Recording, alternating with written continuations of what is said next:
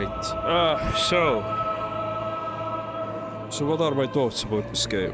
I liked it. Short of it, I liked the game.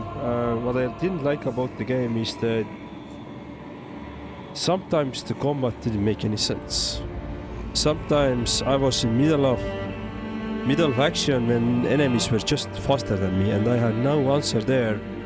I was in the middle of animation, I can't block, I can't do anything, and just faster enemies can kill me.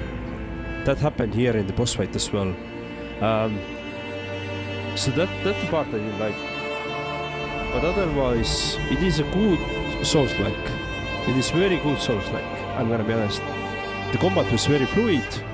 Combat was more action-y than it is in Dark Souls, I would say. It's similar to Dark Souls 3. But I felt this combat is actually a little bit faster, a little bit more smoother than the Dark Souls 3 was. So in that sense, it was great. And I was able to use the dual building application here. So that was really good. I played on the default difficulty, which is probably the easiest one you can have. Because when you start the game, you can select different options how you want to play the game, how difficult you want to make it, and you can have even like some veteran mode. So that's great. There is a tons of replayability in terms of how difficult you want to go, what your challenge is. So that's very well thought. I'm not gonna do that. I'm not gonna do that yet, meaning I'm not gonna do the second playthrough where I'm just gonna spike up my difficulty. But I felt like this default difficulty was a little bit too easy. Many boss fights were like a couple of tries and that's it. Like there wasn't any boss fight which took more than 10 tries for me, or more than 5 tries even, I think. So many boss fights were actually easy. Oftentimes the normal enemies were actually sometimes harder than the boss fights themselves. But what I really liked about this game was this umbral idea, that you have like 2 parallel worlds. You have the current world and you have the umbral world. And umbral world just opened up different hidden paths for you. For example, different ways how to interact with the world, how to traverse the world. This was really cool. Plus, while you were in the umbral world, you were actually gathering more experience, like 10% initially, and then it grew like to 2 times more experience per kill than in the normal. But the caveat was that in umbral you had this timer ticking. If you are too long, god of umbral will send you some bad enemy that you have to defeat. I never defeated that one, and to be honest, I didn't want to, but I spent a lot of time in umbral. So the idea about umbral is really cool, and I hope they're gonna do this more in the next game. Yeah, dude, this was a cool game. It was really short actually. Let me see, I think it was like somewhere along the 30 plus hours for me, so it was kind of short game. 27 in Steam, so add 3 more, about 30 hours, yeah. So 30 hours of gameplay for the story.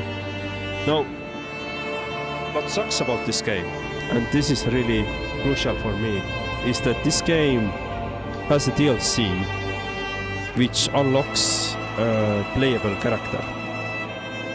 Game also tells you that you can get this character while you play through the game. But like in all the Souls games, the quests are never really easily understandable. Where you need to go, when you need to go, what exactly you have to interact. You have to find them out by trial and error, right? Or you follow some guides. I didn't follow any guides. I played it blind. I had a couple of viewers during my stream that helped me out with some stuff. For example, how to navigate back to the to this ending, for example, because at some point I didn't see any ways of how to move forward with the gameplay. I was stuck. So that happens. It's not very clear at some point where you have to go, and I had a couple of viewers that actually told me that during the stream as well, like, do you know where do I need to go? So that sucks. But coming back to that, what really sucks is the DLC that you have to pay to unlock the character, or you can do this quest line in the game.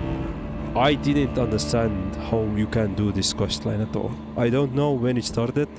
I don't know where I had to go, what things I had to interact, all the stuff.